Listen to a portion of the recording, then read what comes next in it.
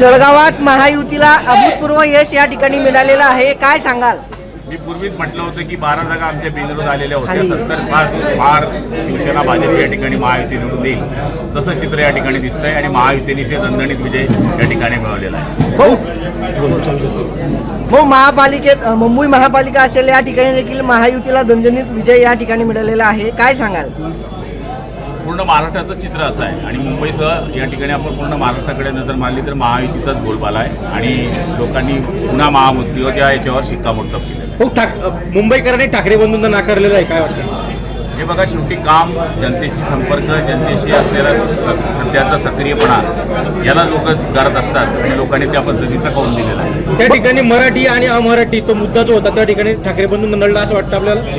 हे मराठी तर सगळेच आहे ना, या ठिकाणी आमच्याकडे निवडून येणारा सुद्धा महापौर जो होणार आहे तो मराठी आणि हिंदूच होणार आहे। भाऊ, ठाकरे बंधू एकत्र आले त्या ठिकाणी सत्ता येईल असं वाटत होतं, त्यांना नाकारलं का, काय वाटतं?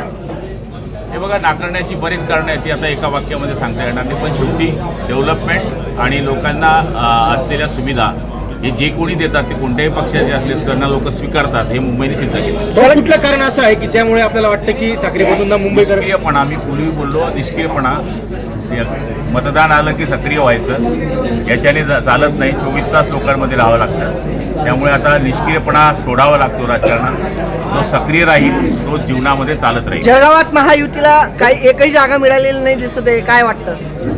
महाविकास आघाडीला जागा इथं मिळालेलं नाही असं म्हणता येणार नाही, काही ठिकाणी त्यांच्या जागा आल्याचं या ठिकाणी माहिती आलेली आहे, पण जर आपण पाहिलं तर आम्हाला 70च्या पार जागा मिळतात, म्हणजे 75 पैकी 70च्या वरती। शिवसेनेचा जर विचार केला तर आम्ही 23 जागा लढत होतो, आम्ही 22 जागा जिंकल्या आणि महायुतीने 75 पैकी 70 जागा जिंकल्या, म्हणजे महाराष्ट्रामध्ये सगळ्यात जास्त स्ट्राईक रेट देणारा जिल्हा जळगाव जिल्हा। विधानसभा असेल, नगरपालिका असेल, महानगरपालिका असेल, या सर्वही ठिकाणी महाविकास आघाडीला धोबीपछाड मिळालेली आहे, काय वाटतं? खूप जबरदस्त लोकांनी प्रेम केलेलं आहे आणि प्रेमाचा अर्थच हा होतो की आपल्यावर आणखी पुन्हा जबाबदारी वाढलेली आहे। पराभवानंतर काय सल्ला द्याल ठाकरे बंधूंना? पराभवानंतर काय सल्ला द्याल ठाकरे? मी सल्ला देणारा एवढा मोठा माणूस नाही, शेवटी जमिनीवर राहून काम करावं हेच माझं म्हणणं। संजय राऊतांना काय सांगा? नाही, ते आजारी आहेत।